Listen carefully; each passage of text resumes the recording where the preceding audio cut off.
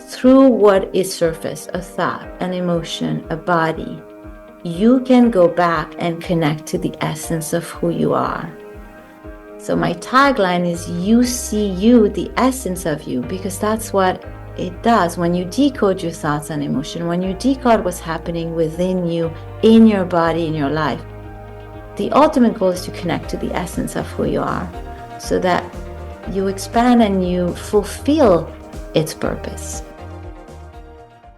We are Gold Ivy. Our mission is to empower you to own and unleash your truth. Stories of resiliency are gold, and ivy grows in hard places. Those hard places are what creates space for light to shine through. You decide what works for your daily life and how to transform our lessons into your gold. This is Ivy Unleashed, a Gold Ivy production. Keeping the flu and common cold out of your household is important whether you're 5, 35, or 95, and we're going to tell you the easiest and most delicious way to do just that. It's with All Things Elderberry, a woman-owned business that has all-natural, vegan-friendly, and gluten-free elderberry products. And when we say products, we mean a variety of delicious and beautiful products, not just for you, but for your entire household to get an immunity boost. If we had to pick our favorite product, I'm going with organic elderberry gummies. My kids are obsessed. We're trying to avoid sickness from school and make sure they can participate in their sports. So they take one every morning before they brush their teeth. They think the gummies taste like a mix of grape and cotton candy. I tried them too, and I can see why they ask for them every day. I love that they're boosting their immune system at the start of their day. My favorite All Things Elderberry product is the elderberry green tea paired with the elderberry honey. The green tea gives me a midday boost, and the honey gives the tea extra sweetness. I also put the honey in my morning coffee instead of creamer. So good. All Things Elderberry is my solution for staying healthy before traveling, avoiding frequent colds and sinus infections, really just maintaining my health all year round. What sets this brand apart from the others is there are no artificial additives in All Things Elderberry. Their elixir is made with organic, Missouri-grown elderberries, raw honey, and whole spices. Elderberries not only help with immune support, but may also slow the aging process with their powerful antioxidants, improve skin health, and can shorten the duration of severity of colds and flu. Visit allthingselderberry.com to explore their full range of immune-supporting products. Stay healthy and feel your best naturally. Use our code GOLDIVY at checkout for 15% off your first order. That's code GOLDIVY at checkout for 15% off your first order. The number one mistake people make when aiming to get healthier is counting calories in general. If you're trying to lose weight, boost your metabolism, gain energy, improve your hair, skin, and nails, and boost your confidence, protein is key. And if you've been listening for a while, you know I, Andrea, have been working on balancing my hormones and eating better. And by eating better, I mean planning out my meals and actually paying attention to protein. I'm finally doing it. And because I feel the best I've ever felt, I created for you what I wish I had so you can replicate my practices in your daily life. Now, in our Gold Ivy shop, you can grab the Maximize Your Metabolism with Gold Ivy Guide for $10. Included in your Maximize Your Metabolism with Gold Ivy Guide are weekly workout guidelines and a workout plan. So you'll gain muscle that will burn more calories. There's a daily protein requirement calculation, so you actually know how many grams to aim for, and an ideal day of protein-packed meals. There's a protein powerhouse grocery list with the grams of each item listed, so shopping is way easier for you.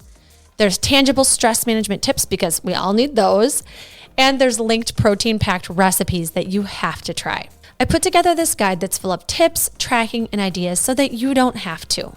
We can't avoid or ignore the fact that protein is going to help us feel our best, improve our body composition, and help balance out our hormones any longer. Grab the Maximize Your Metabolism with Gold Ivy Guide as soon as you have a moment at goldivyhealthco.com/shop, and finally have access to the tools that will boost that metabolism.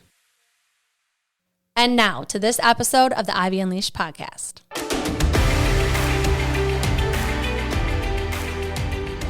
Welcome back to Ivy Unleashed. We are so honored to be sitting here and be able to ask all the questions we have to Dr. Yasmine Saad. Welcome to Ivy Unleashed. Thank you. Thank you for having me. It's such a pleasure. Yeah, we're so honored to have your time because when, as we follow you, we just see you're on Forbes, you're in Women's Health, you are literally everywhere on every TV station. And the fact that you're taking time for our listeners to give them value, we are so honored and so grateful that you're here. And what we're going to talk about today is so relatable to everyone. I know Brooke and I both, as humans, we have negative emotions, we have negative thoughts, and we want to understand how to kind of get through them faster or understand why they even happen or shift it to positive, and so we're going to get into all of that. And we have a lot of questions for you. But starting with, you just recorded for Tedx and it was about negative thoughts. So can you just tell us about that experience, where you were and what you talked about? Yes. So it's a pleasure and honor. I was invited to give a TEDx in Florence, Italy. And I was already in Spain, so that was perfect for me. And the talk is about how to make sense of your negative thoughts. The idea around it is, the whole world is struggling with them, and the whole world thinks they're detrimental to you. Because whether you are ignoring them, that means they're detrimental. Whether you're taking them at face value, that means you're drowning with them, therefore they're detrimental. Or if you think that you have to replace them with positive thoughts, then you think they're detrimental. And so whether you ignore them, accept them, replace them, you have created an enemy within. And then you end up living your life fighting with what's within you. Yeah. And imagine that. So suddenly now life becomes heavy and hard because you have an enemy within that you're constantly fighting with. So how are we supposed to have inner peace and happiness and joy if there's something within us that's creating something detrimental? Oh, that's powerful. Yes, that's right. So my TEDx is about changing that, and is about declaring that it's only because you want joy, you want happiness, and you don't want pain and suffering that you think that negative thoughts are detrimental to you. That's the recipient kind of perspective. But from the mind perspective, from the thought perspective, they're knocking at your door because they want to call your attention. Like the negative calls attention way much more than positive because we want to fix it. So the idea is that your inner imbalances are picked up by your mind and they're transformed into negative thoughts. And sometimes it's not just your inner balances, it's also your outside environment and the own blueprint. So your mind combines what's happening internally, externally, through your blueprint, create a thought. So imagine the wisdom that a thought has. It really carries everything about you. The way you motivate yourself, the obstacle along the way, your belief, your past, your present. So it can really align you with your purpose if you understand what is it trying to communicate. So that's where we're. Yeah, I'm hearing curiosity of tapping into that thought and almost not labeling it as good or bad. Would you say that's right? Kind of viewing it as neutral and using that curiosity to ask it, what are you trying to tell me? Exactly. That's exactly that. That is exactly what are you trying to tell me? And in my TEDx, I share one question. So I have several phases, but in TEDx, I just share one, which is, what is the thought calling your attention to? And so if you're frustrated, I give an example about the dishes. Let's say you come home from a long day of work and you're so frustrated with the dishes. And I ask you, what is the thought calling your attention to? You're going to tell me the dishes. I'm going to tell you, okay, yeah, but why are the dishes so frustrating? And you'll be like, because I work so hard all day long. The last thing I want is to work harder. So here we go. The thought is calling your attention to how your life is so balanced towards work. And it's calling your attention to your desire for a life that is not so hard, that is not so much work. So very quickly you can see that this thought is actually calling your attention to something that you desire that you're not living. You're living a life where everything is hard, where everything is work, and you secretly desire something else. So of course you get frustrated with the dishes. So the frustration with the dishes is not the problem. And so right now, most of the world is not decoding their thought. They're going fixing the dishes problem. But this never was a dish problem issue. It was your overbalanced life towards work, the issue. And in 2 seconds, you can access the roadmap and what's going on. And then you can ask the other questions. But that is the first step that I want everybody to understand, that it's so important to just take a step back and ask yourself, what is that thought calling my attention to? And don't get stuck at the superficial level. What I love too about what you do, I mean, you are a psychologist, right? Yes, I wouldn't even say that yet. So you're a psychologist and you've had people, sitting in your chairs. You've coached lots of other psychologists to help almost get people to these answers faster or go deeper faster, right? To get the results they're looking for. But what I keep thinking about is your inner message approach is really designed to help people who might not have access to a professional right away, or they're not regularly in an office with a psychologist. And so I love that you've created something and that you're speaking up and sharing your wisdom, because you're helping people go to a deeper level, like you said, very fast and in the midst of their home with the dishes.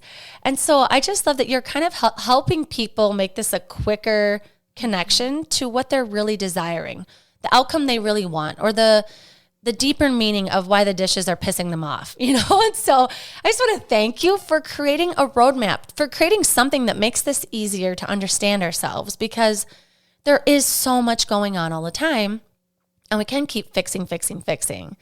And so how do you, whether it's in your TEDx with its, on social media, how do you kind of help people understand the importance of going a little bit deeper than just fixing the dishes?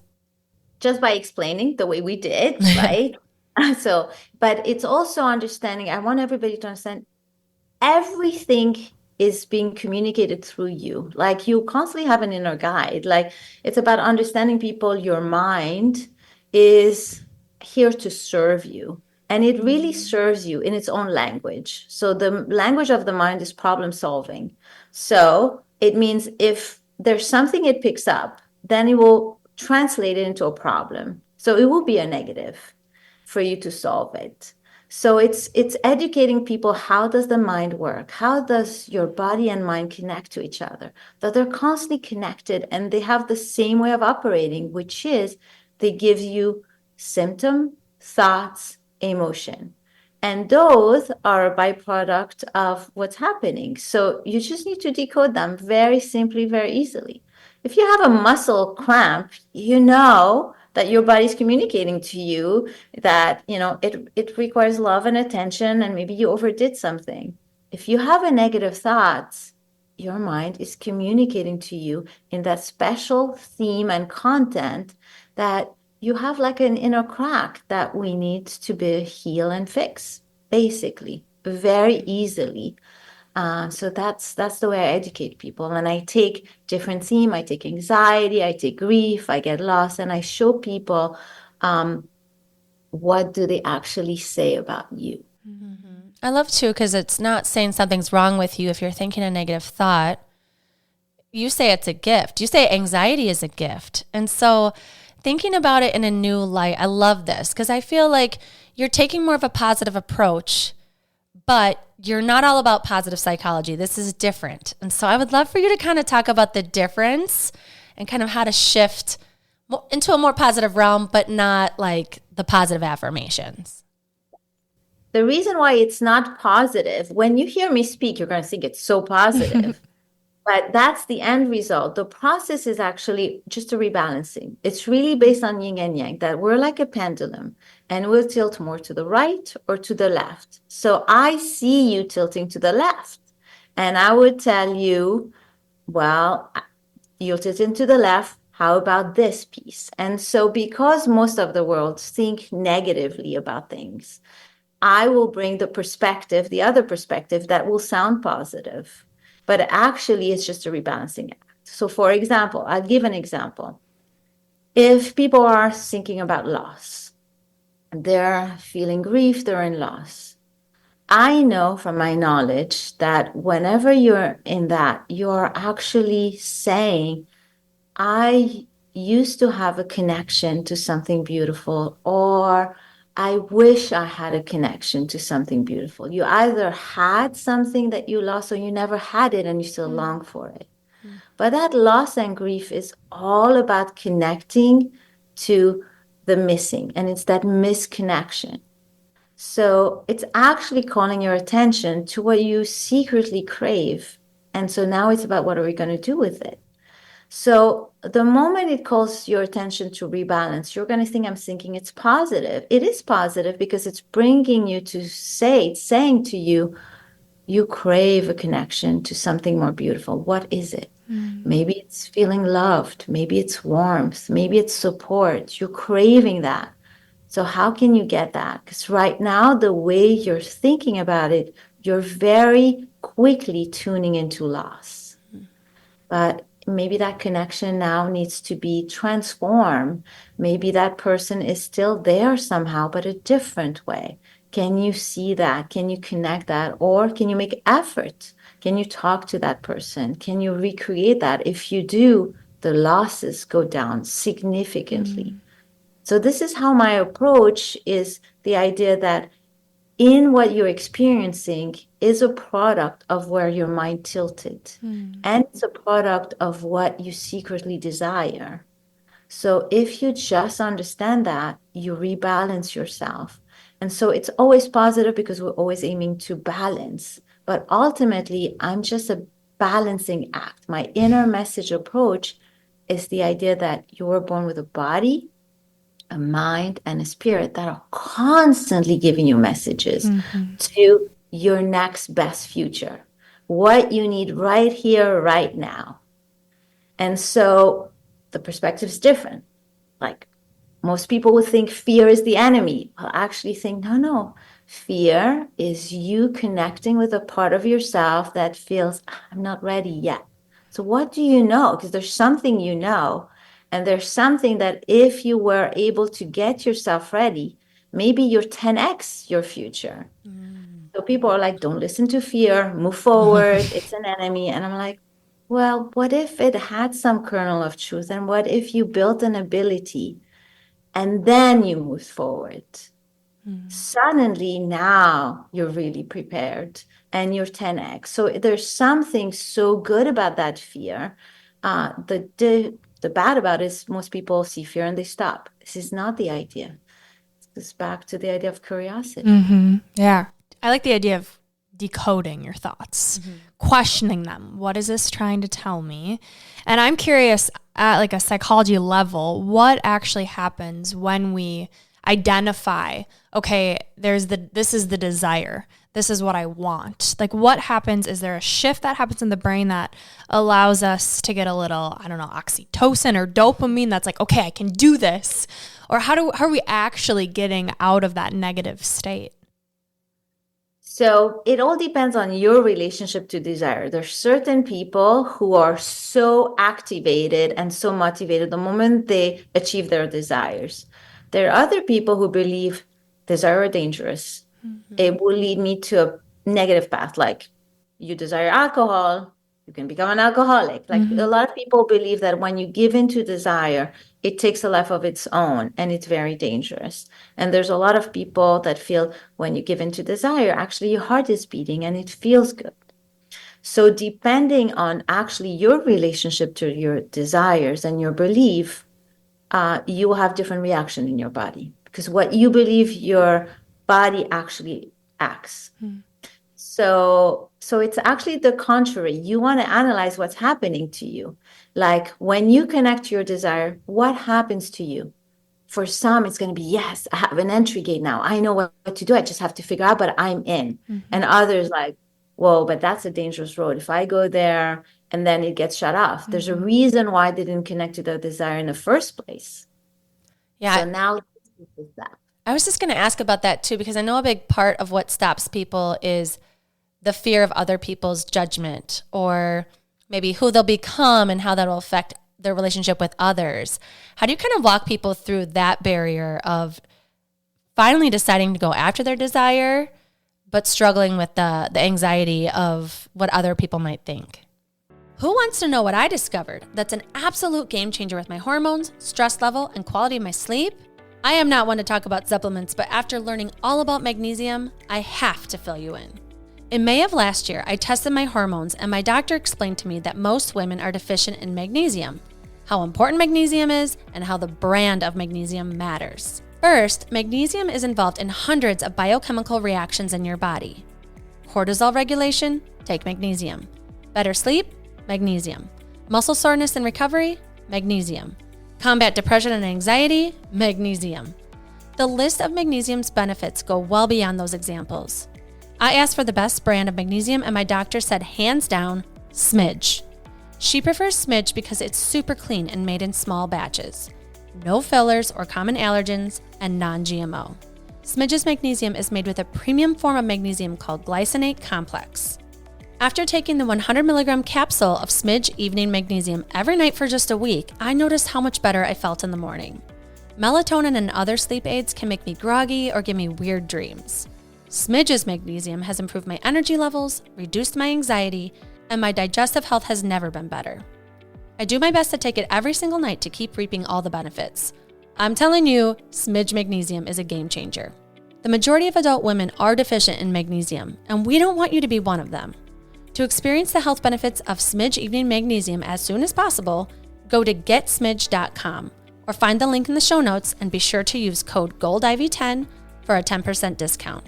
That's getsmidge.com and code GOLDIV10 at checkout and let us know how great Smidge Magnesium makes you feel as well. Hey everyone, Brooke here. One of my biggest goals for 2025 is to improve my energy, and I know I'm not alone in that. I also know I'm not alone in what I'm about to say next. Every morning when I wake up, the first thing I look forward to is my morning cup of coffee. What I don't look forward to is how much I rely on it to get me through the day and the stomach upset and crashes that come with it. I know it's hard on my hormones, energy, and stress levels, but man, is it a hard habit to break. Can anyone else relate? I want quick and easy, and I want energy. Saying goodbye completely to caffeine is out of the question for me, but trying it in a new way, that I'm open to. So let me tell you about my new obsession, everyday dose. Would you believe me if I told you my new morning cup of energy includes the following, and all in one simple scoop? We've got L-theanine, an amino acid that works to increase focus, balance insulin levels, metabolism, and lower stress and cortisol. We've got low acidity coffee extract, finally coffee that doesn't give me a stomach ache. Collagen protein to improve my gut health, skin, and nails. Chaga, a type of mushroom that supports immune system. And my favorite, lion's mane, a natural nootropic that helps reduce brain fog and boost my mood. In addition to it being the easiest and most effective morning routine, it's free of artificial sweeteners, additives, mycotoxins, and mold. I feel at ease knowing what's going in my body, all while feeling energized, calm, and focused all day. Check out their coffee starter kit. It comes with free gifts every month like a frother, gunmetal spoon, breathwork app, and more. Join Andrew and myself as we start our year and all 365 days with Everyday Dose. Visit everydaydose.com/goldivy and get your coffee starter kit delivered straight to your door. Use our code GOLDIVY to get up to 30% off your first order. So in that particular example, you have uncovered a second desire that trumpets your first desire, which is, I want to move forward in my life, but connected, bonded, that the desire to be connected and bonded and sometimes liked is bigger than the desire to achieve my future self.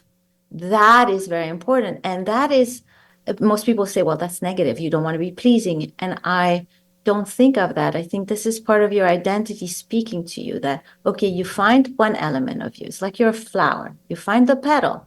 You want better future. But now suddenly another petal came in that, okay, you want better future, connected, loving. So what does that mean now? That doesn't mean that you have to go and please everyone and be happy with everyone.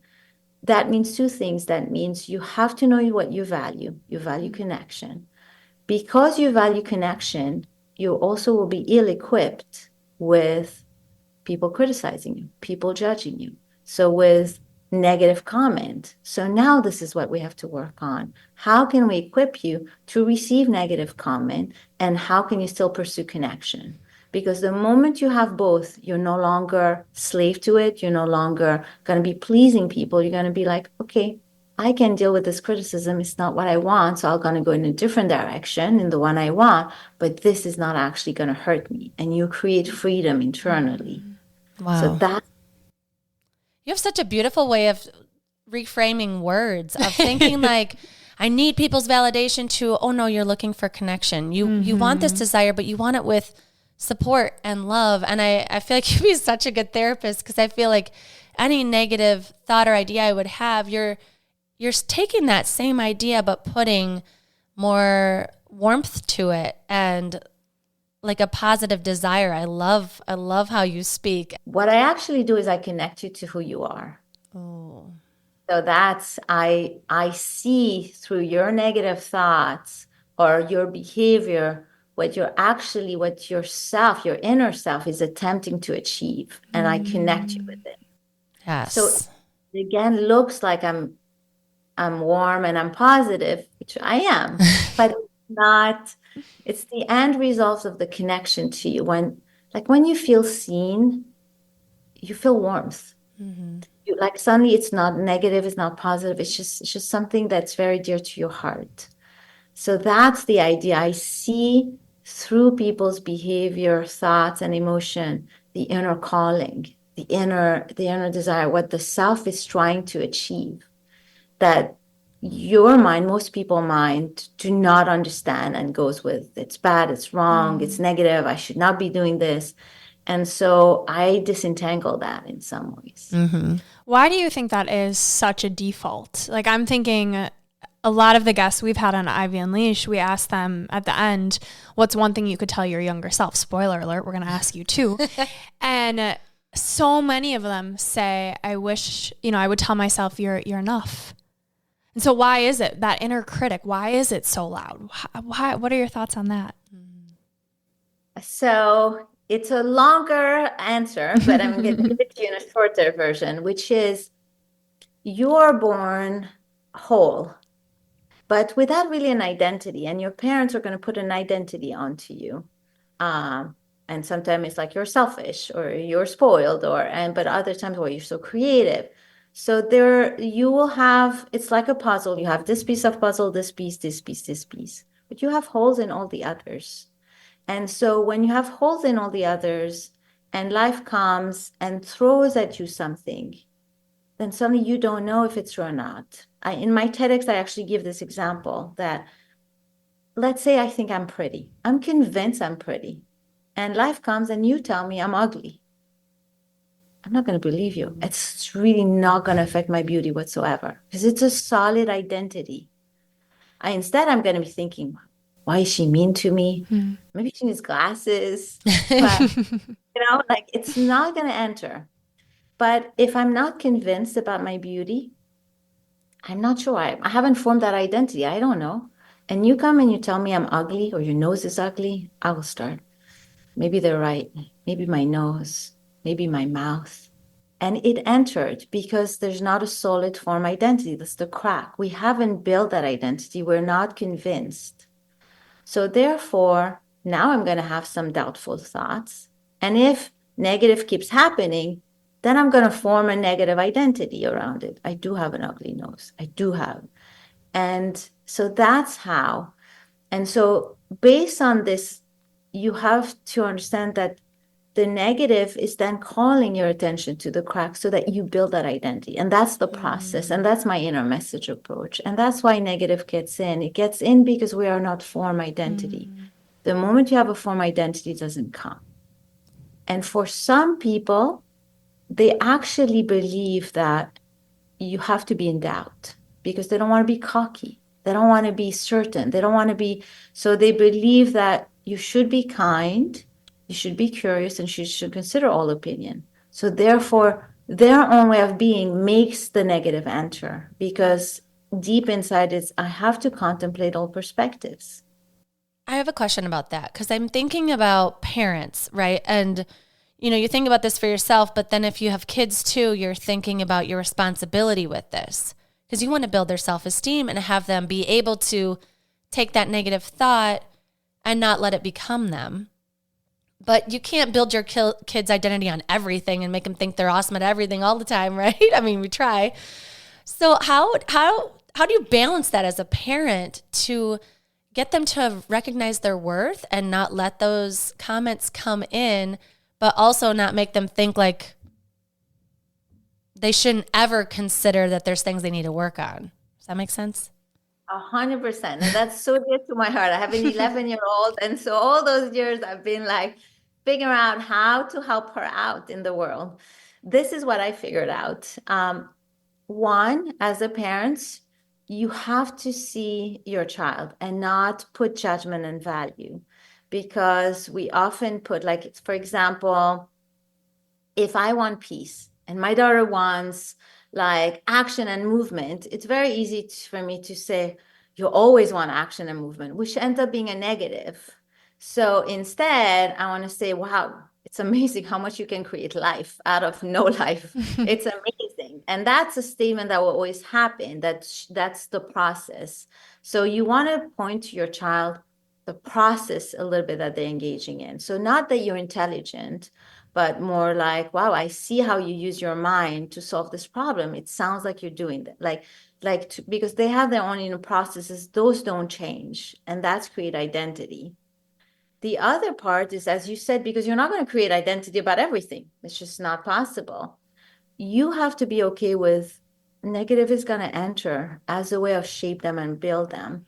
So your job really is to teach them what happens. So my daughter had a best friend who turned on her at some point. And so silent treatment. And so my daughter started having a lot of negative thoughts and she couldn't understand. So I just educated her. I mean, it makes sense. You're receiving so much aggression. You're not realizing, but this is aggression. Aggression again turns into negative thoughts. That's what happens, that when we receive aggression and it's not transformed, it starts creating doubt, worry, thoughts. And I give people this example of, but you have to know this knowledge that aggression, if it's not released, processed, it turns into anxiety and worry and negative. I say this by giving this example to our patient in the practice, which is, well, we live in New York City. If you're walking down the street and out of the blue, somebody punch you in the face, you do nothing. You're going to be thinking, is this person coming from where? What just happened? How?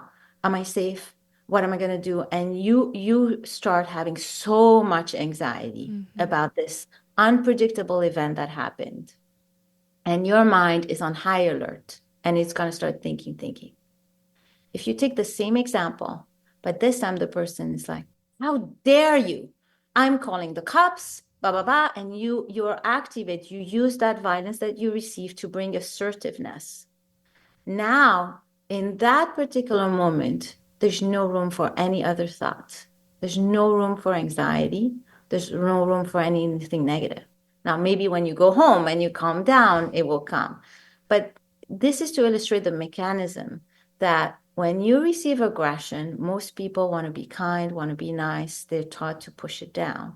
When you push it down, then your mind is full of that, and it has to turn it against the self, and it has to create negative and attacks towards the self. And that's how it happens.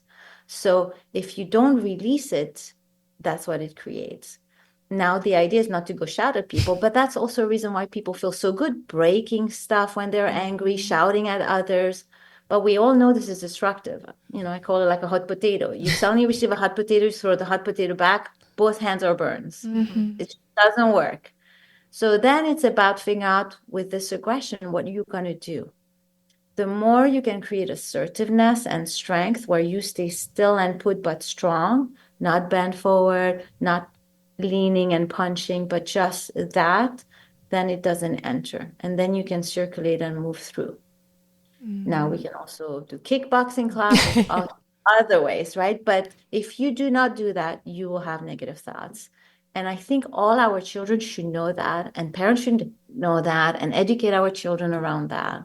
So that's I think the two key ingredients is one, no judgment and comment on who your child is. The second is educate them on how their mind works and what happens. And that's Thank you. Yeah, that's wonderful. And I know you talked about too, the body and the mind, but then the spirit too. I'm really curious to kind of tap into this, whether it's through parenting or with yourself, how that kind of plays into the negative thoughts and how to move through them too. Good question. so the idea, so, I have 12 years experience in traditional Chinese medicine. So that doesn't mean I'm an acupuncturist. That means I know knowledge about body, mind, and spirit. So the belief is that everything is embedded in one. So what that means is that in your mind, spirit is there. In your body, spirit is there. And the idea is that what is spirit? Because some people get turned off by the word spirit. You can call it higher self, inner self, self. It's basically a force that is the essence of who you are, that navigates. It's like you're a car, you're a boat, and it's really driving everything. So everything you're feeling has the touch of spirit, has the touch of what you learned in life, your blueprint. So your own, what you were born with and what you have acquired. And those two get together and creates you and your life. So from that place, every thought, every emotion, every bodily symptom has is connected to your spirit, is connected to that force, and it's coming in place for a purpose and is very aligned to the essence of who you are. That's how, let's say you're born to be a healer. You will be pleasing. You will be highly attuned to others. You, like, everything within you will be pushed towards tuning into others, tuning into self. And you will need to rebalance that too. But so the idea is that spirit, your higher self, your essence, sip through everything. It's like when you meet me, you know my essence right away. When I meet you, I know your essence, right? Like you can tell somebody right away. It's infused in the tone of voice, even like the way you speak, the intonation, everything is in there and carries your spirit. So it's infused in everything. So this is how my inner message approach shows you that through what is surface, a thought, an emotion, a body, you can go back and connect to the essence of who you are. So my tagline is you see you, the essence of you, because that's what it does. When you decode your thoughts and emotion, when you decode what's happening within you, in your body, in your life, the ultimate goal is to connect to the essence of who you are so that you expand and you fulfill its purpose. I love that. It's coming full circle for me of every time you decode a negative thought, you get a little more clear on what you desire. You get a little stronger form of identity of who you are. You can hear your intuition, your higher self, whatever you want to call it. I'm curious if you have any other advice for people who, the inner critic is loud and they have so many thoughts that they feel like they need to detangle. They don't feel like they have a strong self of worth right now. What would you say to them? Other practices you give your clients, anything that comes to mind? Let's decode that inner critic, because just in the word inner critic, you have so much information. Inner critic means that the way you're moving through life is through a kick in the butt, that I'm going to watch over myself in a critical way so that I make sure I don't do it wrong and I do it right. Yep. Please help. So that means that fundamentally, you're more attuned to, I need to put a force on myself to do it right. That means you have not yet connected to how things work so smoothly and so nicely within you, how you're constantly supported by your body and mind, how that fundamentally you believe that you need an external force and you need to be a violent force. It's almost like at the core, you're saying, if I didn't have that inner critic, I will be vulnerable to not moving forward, other people criticizing me, I'll be vulnerable to the world. So it means that your way of operating is one where we're in fight mode, that there's an adversatory word out there or body, and we need to fight with it constantly. So that whole concept has to change. And to change it, we have to understand, well, you formed that belief. How did you form it? Either through experiences you had in your life and you developed that narrative. So we have to go back and change that, because that's like actually not what happened. Or it's something in your lineage, in your family. That's how everybody believes. So you naturally got it in. And now you have to discover that. And so you discover that the first step is awareness. Now that we decode it, we know what you're doing. Then the second becomes, how often do you do it? Do you notice? Are you aware how often? So then it becomes, wow, I did it again. But this time we have to do it with, can we have some playfulness? Can we have some humor? Like, we know you do it 100 times a day. So can we, like, it's not so bad. It's your way. Like, can we have compassion for you? Was your way of surviving a hard work? You know, it's perfectly perfect until it no longer works. So can we have compassion? Can we have playfulness? And so can we have observation with playfulness that, oh my God, I did it again. Wow, I'm really into this belief. Wow, I can't believe it. Bobby, this is really ingrained. Wow, this is really hard. I don't know how I'm going to get that one out. And then like that until one day you're like, okay, well, let me look for the other side. How has my body supported me? And let's list that. How has somebody come in and supported me? Because the principle is that there's as much challenge as there's support, but our mind will tune into the challenge, because mind is a problem solver. It doesn't tune into support. So you have to direct the mind to tune in. So you have to actually make a list for everything that you felt was bad. How much benefit did you get out of it? How much support did you get out of it? How much, until you no longer feel it was such a challenge. Then you start realizing, wow, it did have a lot. Wow, maybe it's not. And then you start doing that. And then you start developing this exercise that now you actually believe that your mind goes this way, but actually there's another way. And you bring your mind forth. And then suddenly you're like, okay, I'm going through this challenge, but there's this. And it will become easier and easier and easier. And then eventually you'll believe in another way. And then you'll be able to even at some point get the guts to drop the way that is hard and harsh, because you will see so much the other way. Yeah, I love that. And I love that there's playfulness in there, because I feel like you hear neutralize it and think of it the other way, but to have some fun along the way and poke fun at yourself, like, wow, okay. Well, it's a process. You know, you have a belief that is so ingrained in you, and then you realize how many times it's coming up for you throughout the day. You're like, oh gosh, this is going to be a beast to tackle. So to have some fun with it. And I love that you walked us through that, of really how to program a new belief, really create a new neural pathway is what I'm hearing you say. That's correct. Yeah. But it is through the place of compassion that what is maybe missing that I didn't say is understand the purpose, that everybody's like, inner critic is bad. I'm like, I have this huge, like, as if it's a bad thing.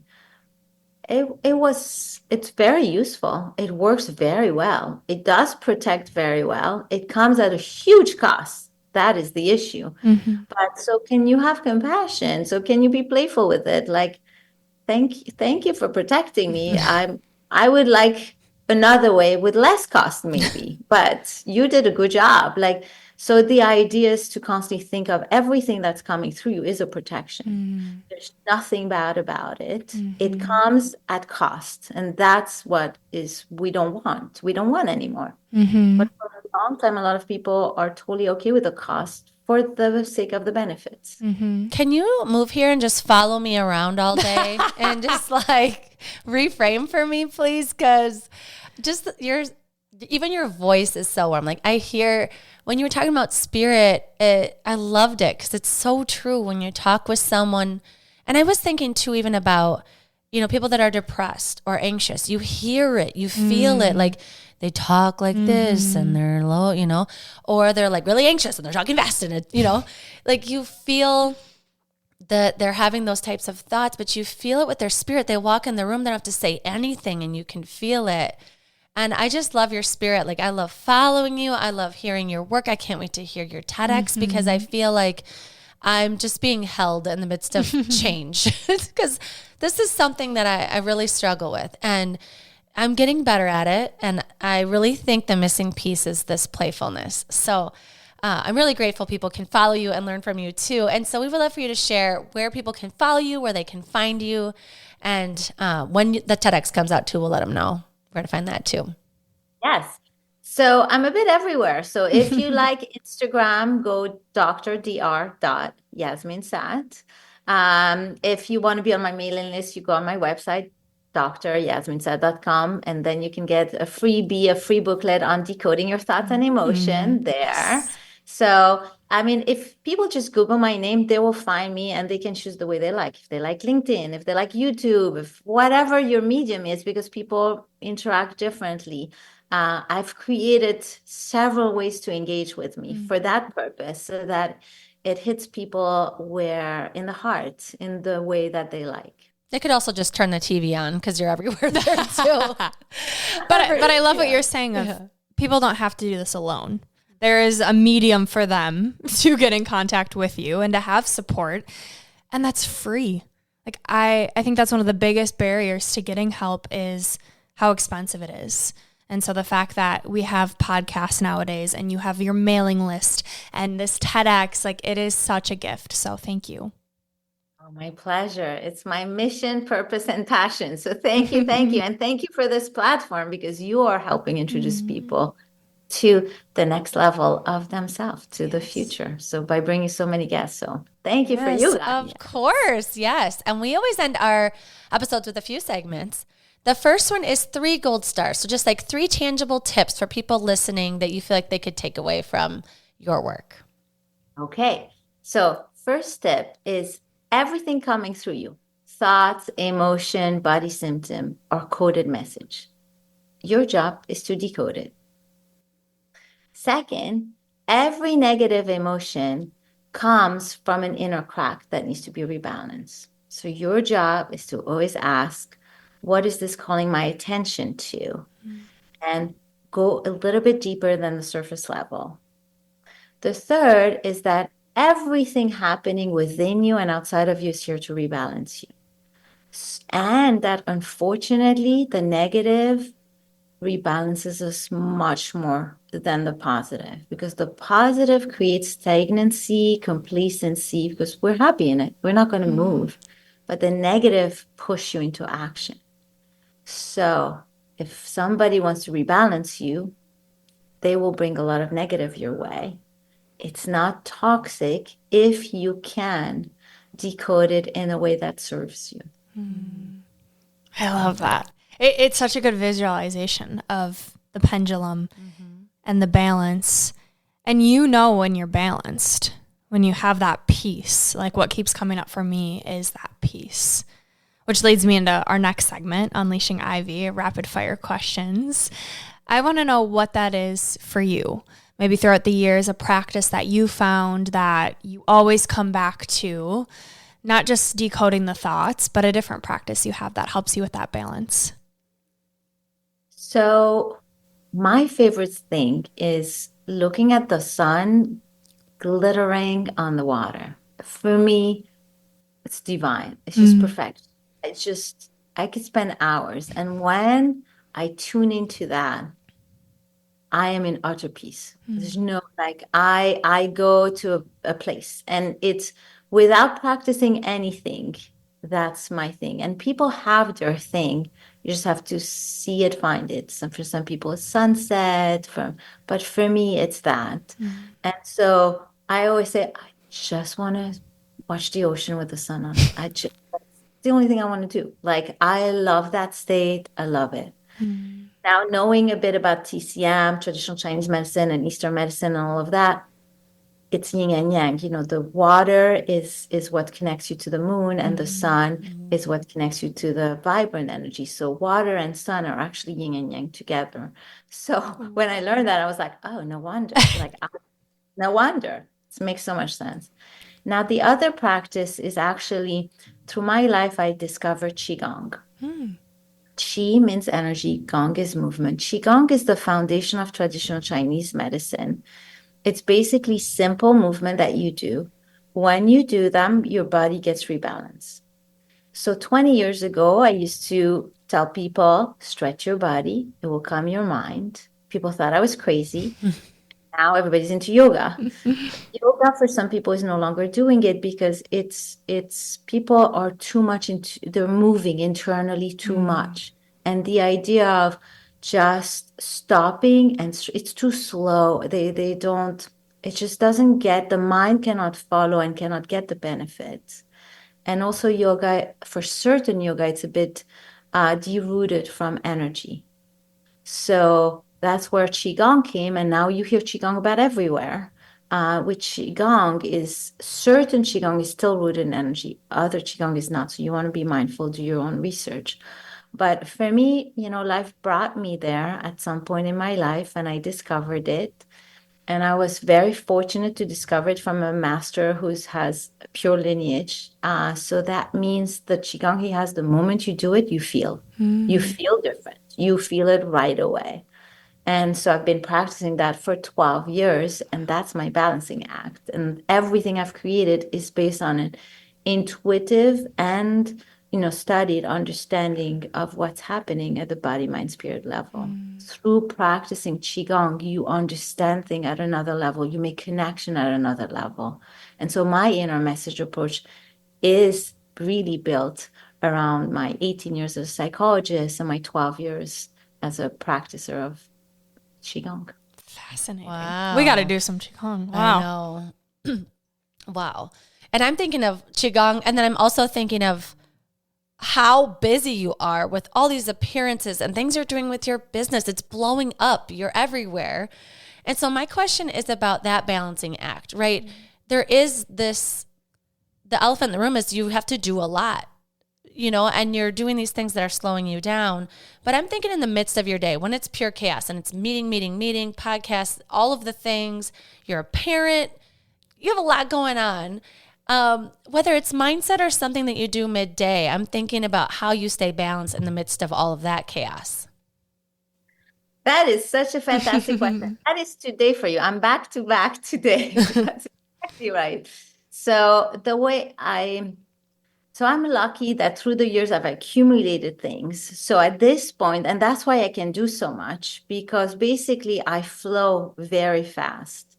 So emotionally, I have a way of resetting. I was telling my husband, so I have a company, 40 employees. If you're a business owner, you have 40 employees, 40 psychologists. There's another level of things. You need to be able to pivot because people will trigger you. You will have stress. So you need basically that your metabolism function for emotion needs to be really fast.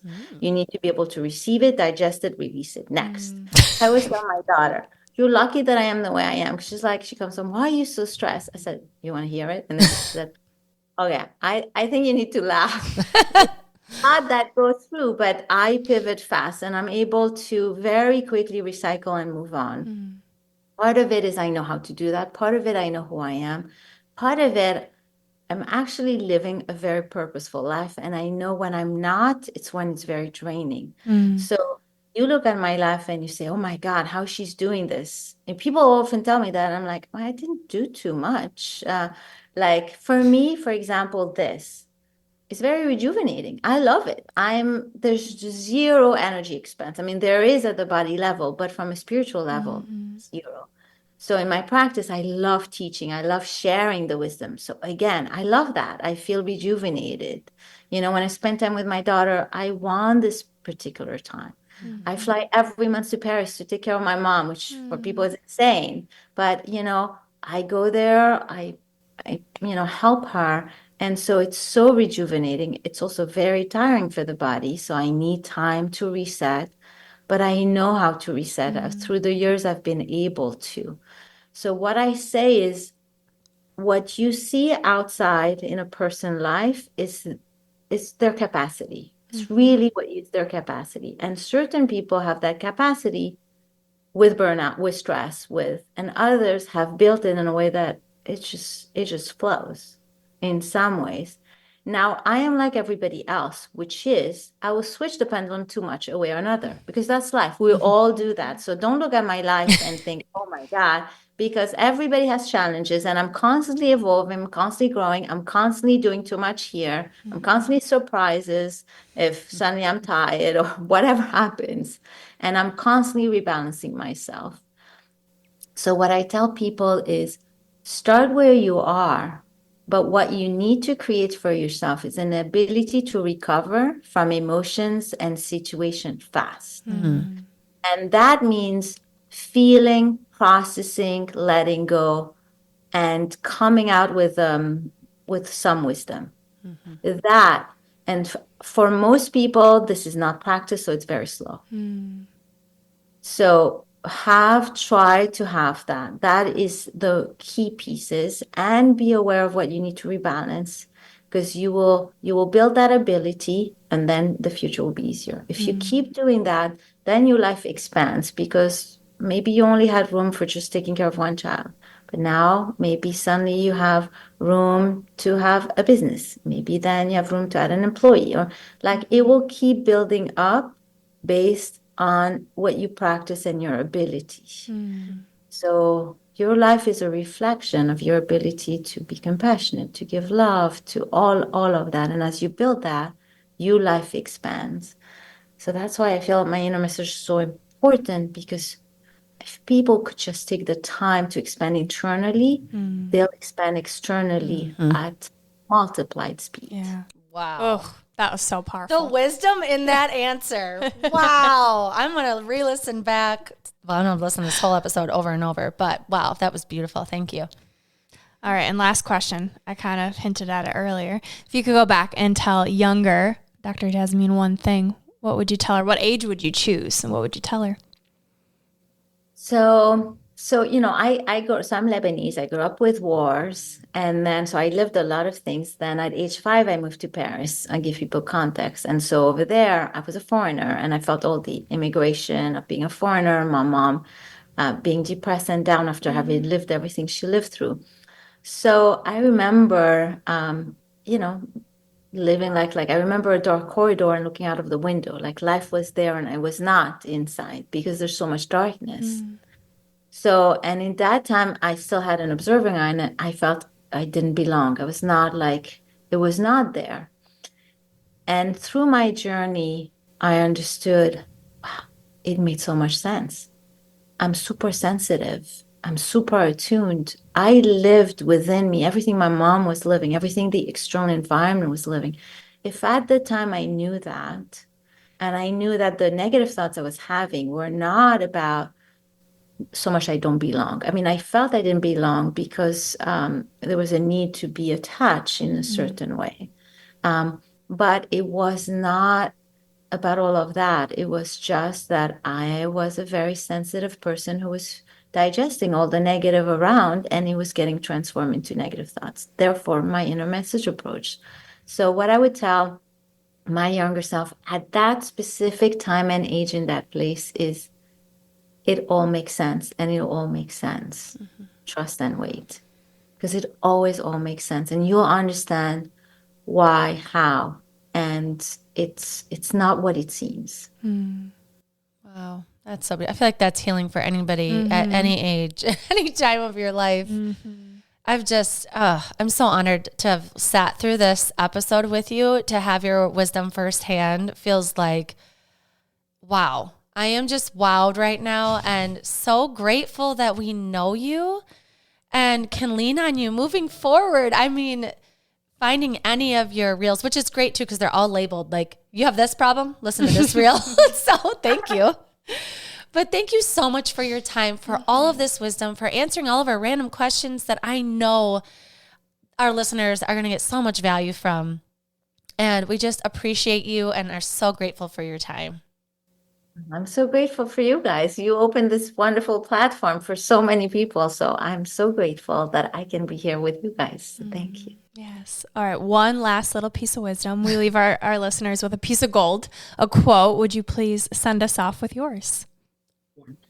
So I wrote a chapter in the book, actually to ignite possibility and ignite the hunger in you, and which depicts my own journey from war to top 3 psychologist, from miscarriage to holistic practice where I'm changing the field of psychology. And based on my lived experience, and based on what I'm seeing out there in the world, most people live in fight. And so the quote is, give great voice to who you are in light and not in spite of what is happening. Because you want to give great voice to who you are, but not in opposition, not as against, not as a fight, but in light, meaning things happen and you are to make light of them and give great voice to you and rise. So that's a bit what we talked about today. It's how to transform the negative and into something that is purposeful and that gives you identity. That is, so give great voice to who you are in light and not in spite of what's happening. This is Gold Ivy signing off. Listen to your truth and go chase your gold. We want to thank you and encourage you to celebrate yourself for taking the time to learn and get inspired in your one beautiful life. And if this podcast means something to you, it would mean so much to us if you'd be willing to take 30 seconds to help support our mission to keep bringing you inspiring stories and guests. First, following the podcast is important because it helps you never miss an episode.